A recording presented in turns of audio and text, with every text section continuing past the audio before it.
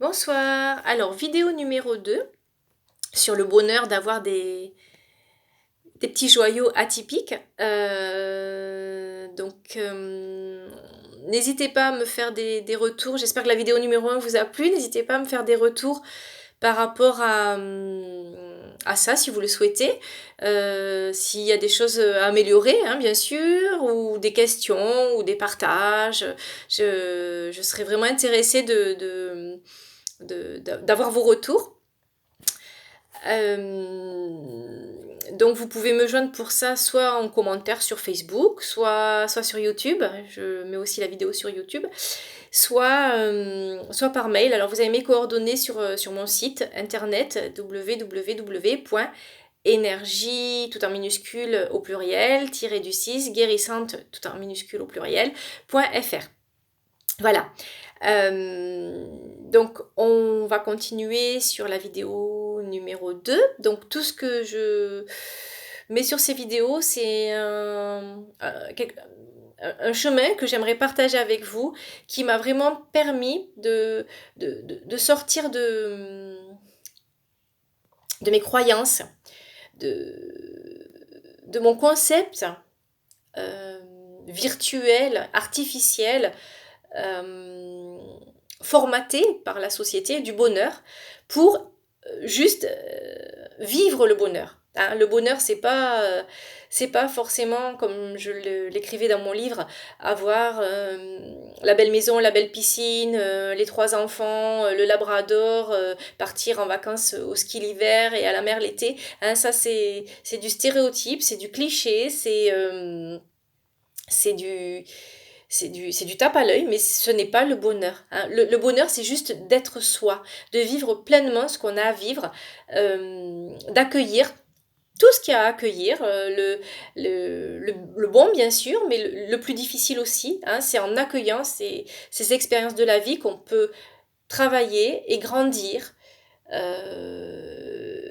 Et en tirer les leçons positives qui nous permettent petit à petit de nous libérer de nos chaînes et de vivre quelque chose de merveilleux avec nos enfants.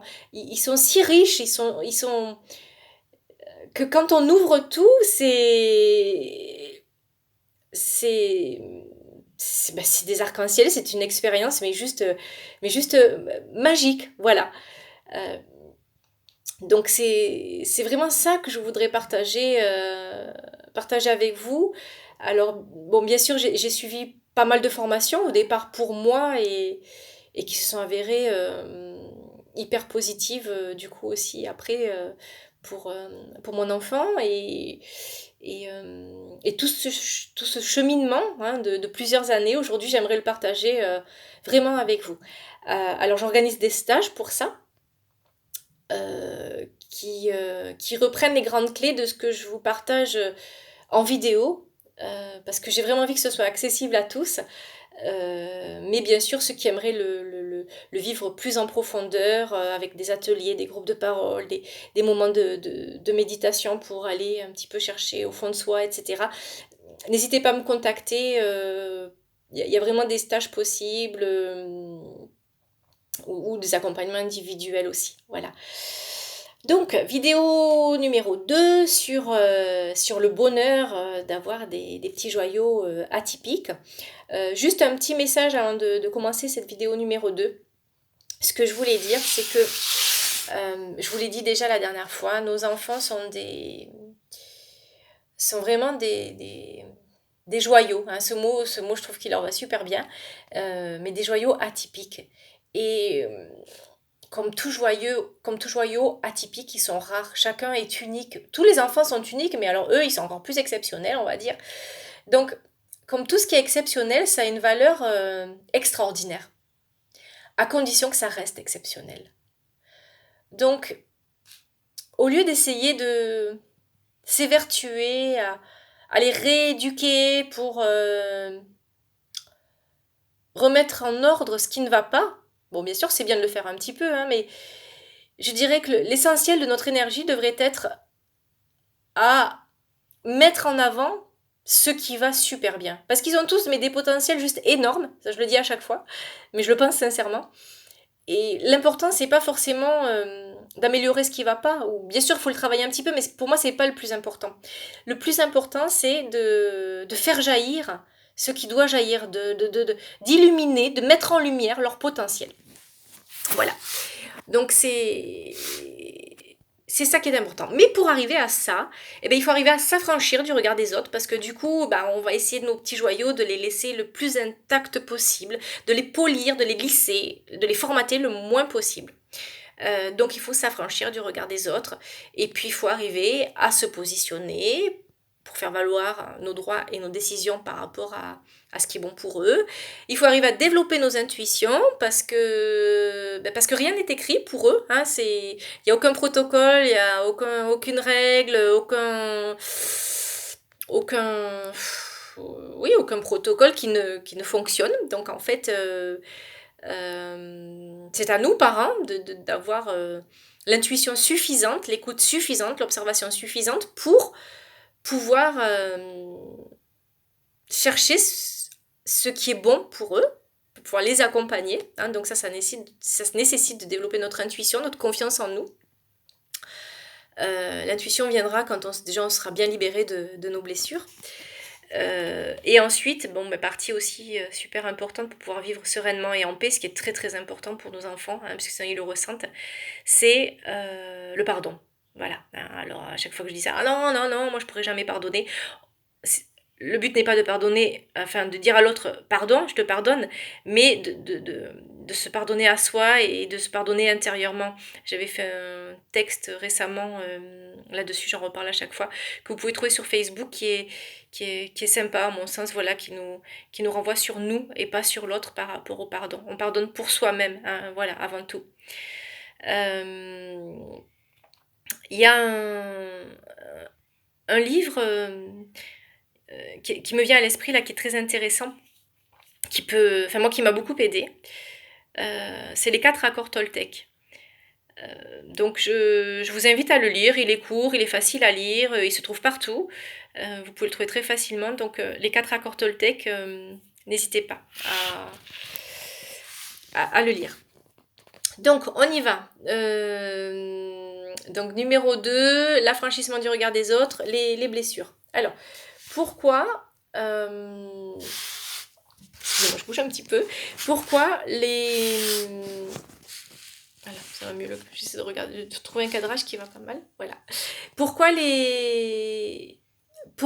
l'attitude des autres nous blesse tant? Qu'est-ce qui se passe en fait? J'aimerais que vous essayiez de vous rappeler là. Désolée, c'est un petit peu désagréable.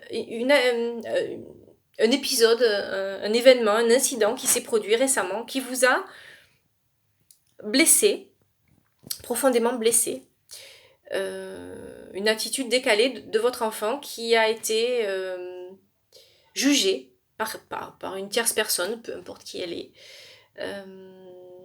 Et voilà, quelqu'un qui a réagi de façon négative, à votre sens, pour vous, par rapport à l'attitude de votre enfant, et qui vous a intérieurement dévasté. Donc à ce moment-là, en fait, qu'est-ce qui s'est passé? Qu'est-ce qui s'est passé à l'intérieur de vous pour en arriver là? J'aimerais que vous arriviez à, quand vous le sentez, hein, si c'est trop violent pour vous, vous attendez un petit peu, vous essayez un événement un petit peu plus tranquille, hein, vous y allez par progression. Et quand vous vous sentez capable de regarder en face un de ces événements qui vous a marqué, mais qui est pas trop violent quand même pour vous, comme je vous dis, pour y aller tranquille, qu'est-ce qui se passe à ce moment-là à l'intérieur de vous? Qu'est-ce que vous ressentez? Alors déjà, est-ce que c'est au niveau de l'émotion ou du sentiment? Est-ce que ça va être plutôt un sentiment d'injustice, d'incompréhension, de honte, de culpabilité, de colère? Voilà, allez essayer de chercher un petit peu ce qui se passe à l'intérieur de vous. Si vous y arrivez au moment où ça se passe, c'est encore mieux parce que comme ça, vous vous coupez de votre émotionnel et de la personne qui est en face et hop, vous vous recentrez sur vous et déjà, ça apaise. Si vous pouvez pas, ben vous gérez comme vous pouvez. Et moi, ce que je faisais en fait, c'est que tous les soirs, je, je revivais la scène qui m'avait blessée pour aller chercher justement ce qui s'est passé. Et je ne m'endormais pas tant que j'avais pas fait tout mon nettoyage, toutes mes guérisons de la journée. Alors il y en a des couches, hein, on en a toujours et on en aura toujours. Mais bon, ben, plus on en enlève et plus on se sent léger et heureux. Donc première chose, c'est ça, allez chercher en fait ce que ça réveille en vous. Et dites-vous bien que cette blessure de culpabilité, de honte, d'injustice, enfin je sais pas, voilà, cette blessure, c'est une blessure qui est là depuis longtemps en vous. Et la personne que vous avez en face de vous ne fait juste que la raviver. C'est tout. Voilà. Donc ce qui est important, c'est pas de s'en prendre à la personne en face parce que ça sert à rien et puis parce que quand on parle en colère aux gens, de toute manière, ils n'entendent pas parce que leur ego est offensé, ils bloquent. Donc ce qui est important en fait, c'est d'aller se guérir de cette blessure-là. Donc ce que vous pouvez faire déjà, c'est aller chercher, une fois que vous avez peut-être réussi à mettre un nom dessus, allez voir où elle se situe dans votre corps. Alors peut-être que vous allez la sentir, vous allez sentir peut-être une oppression au niveau de la poitrine ou au niveau du plexus ou une boule au ventre ou je sais pas, une tension dans les cervicales, une barre au-dessus des yeux, chacun ou une boule dans la gorge, chacun le vit différemment. Il n'y a pas de règle. Donc vous allez essayer de chercher un petit peu où est-ce qu'elle est. Puis vous allez respirer 2-3 fois. Et vous allez essayer de vous positionner en spectateur. C'est-à-dire vous allez uniquement vous contenter de l'observer. Donc vous n'êtes plus la blessure ou l'émotion, vous êtes juste un simple spectateur. Ce n'est qu'une partie de vous que vous observez comme vous observeriez un petit bouton que vous avez sur le nez ou sur la joue ou sur la main ou une petite tache ou quelque chose comme ça. Vous observez sans juger. Voilà. Et là, vous n'allez pas la quitter des yeux. Comme si vous aviez peur qu'elle s'en aille et donc vous ne la quittez plus des yeux. Donc peut-être qu'elle va bouger, se déplacer, elle va peut-être diminuer, vous pouvez peut-être essayer d'imaginer de quelle couleur elle est, est-ce qu'elle change de couleur, et vous restez en permanence à l'observer comme un spectateur qui regarde un film, sans juger, vous observez. Au bout d'un moment, il y a de fortes chances pour que elle disparaisse. Elle est guérie. Si elle est longue à disparaître, vous pouvez essayer de la remercier pour le message qu'elle vous fait passer. Elle est en train de vous expliquer que vous avez une blessure profonde d'injustice, de culpabilité, de honte. Et justement, le fait qu'elle remonte à la surface, c'est une occasion pour vous de la guérir. Donc vous pouvez la remercier pour ça et essayer de l'aimer, puisqu'elle fait partie de vous, et de lui envoyer toute la compassion possible, comme vous le feriez envers quelqu'un qui se sent coupable ou en colère ou honteux. Et là, vous verrez que petit à petit, elle va disparaître aussi. Et là, vous vous êtes guéri. Vous avez enlevé une couche. Alors c'est sûr, il y en a des tartines. Mais couche après couche, eh bien on sent mieux, le cœur plus léger. Quand vous vous sentez prêt, donc ça se fait au fur et à mesure, hein, moi pendant des années, heu, pendant quelques années, j'ai fait ça tous les soirs. Parce que tous les soirs, j'ai été blessée d'une remarque qu'on pouvait faire, sur ma façon d'accompagner mon enfant, sur mon enfant. Je sentais un décalage tellement énorme entre ma vision de voir les choses et mon ressenti vis-à-vis de mon enfant et la vision des autres par rapport à ce qu'ils auraient voulu qu'on fasse, la façon dont ils auraient voulu que soit mon fils, la façon dont ils auraient voulu que je me comporte envers lui, que c'était hyper violent en moi. Et tous les soirs, je nettoyais toutes ces blessures que j'avais pu recevoir dans la journée. Donc, ça dure, il ne faut pas se décourager, mais vous verrez petit à petit, on se sent mieux. Il n'y a pas si longtemps que ça, je suis allée au restaurant avec une amie et mon fils. Et je lui dis, c'est marrant, j'ai l'impression que maintenant les gens s'ouvrent, ils sont plus tolérants. Il n'y a plus ces regards comme ça, comme avant, un peu hostiles envers mon enfant qui peut bouger ou être parfois un petit peu décalé. Et elle me dit non, non, c'est juste toi qui les vois plus. Donc voilà, au bout d'un moment, quand on travaille, on finit par plus voir ce qui nous intéresse plus. On est au-dessus, vraiment. Donc courage.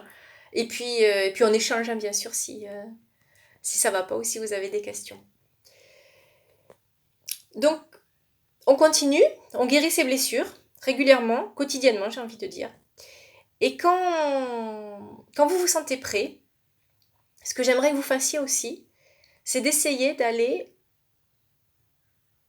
rencontrer la première fois, quand vous étiez enfant par exemple, où vous avez connu cette blessure qui vous fait tant souffrir, cette blessure d'injustice, de culpabilité, de honte. Essayez d'aller chercher la petite fille ou le petit garçon à ce moment-là qui a connu ça pour la première fois. Votre enfant intérieur. Et là, quand vous y êtes, consolez-le, apaisez-le, envoyez-lui tout l'amour possible.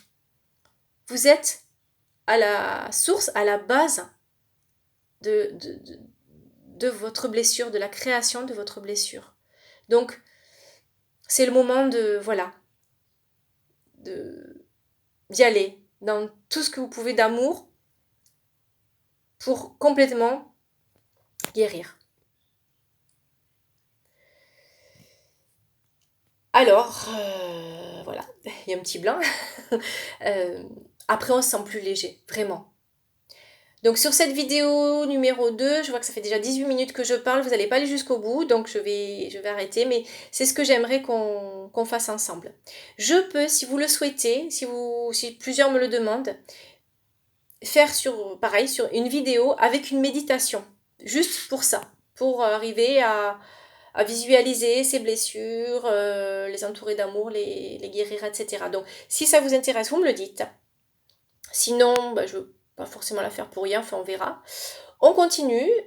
Prochaine étape, peut-être qu'il y aura encore des petites infos que j'aurai envie de vous dire sur l'affranchissement du regard des autres, parce que 18 minutes, bientôt 19, ça ne va pas le faire. Si je vous le fais maintenant, je suis bavarde. Ou alors on passera à l'étape gestion des émotions, on l'a fait aussi déjà plus ou moins là. Ou à l'étape après d'intuition, comment développer un petit peu cette intuition, retrouver la confiance en soi. N'hésitez pas si vous avez des questions. J'en profite pour refaire un petit peu de pub pour le livre que j'ai écrit, qui est un partage aussi de ce que j'ai pu vivre. Alors je sais pas si vous le voyez à l'endroit ou à l'envers, mais bon, il a l'air d'être à l'envers, c'est pas grave. Donc c'est Le bonheur de l'exception, voilà. Que vous pouvez trouver sur Amazon. Alors pourquoi Amazon? On me pose souvent la question. Ça va pas trop avec ma philosophie, mais parce que c'était le seul qui me permettait d'imprimer sans avancer de frais. Voilà. Je vous souhaite une très belle soirée à tous. Donc n'hésitez pas, les retours, les échanges, les questions, ce sera avec plaisir. Très belle soirée et à très vite. Au revoir.